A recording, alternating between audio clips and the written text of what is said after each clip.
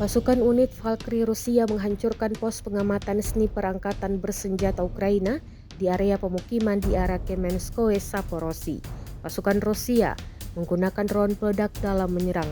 Drone meluncur masuk melalui jendela dan bangunan yang dijadikan pos. Rekamannya beredar di Telegram pada Jumat 19 Juli 2024. Dalam keterangan unggahan disebutkan, pasukan Rusia menggunakan cara brutal menyerang bangunan yang dimanfaatkan sniper Rusia. Ledakan akibat hantaman drone tampak jelas dalam video. Rekamannya kini telah menuai berbagai komentar dari warganet. Dan diketahui pula, perang Rusia dan Ukraina telah memasuki hari ke-877 pada Jumat 19 Juli 2024.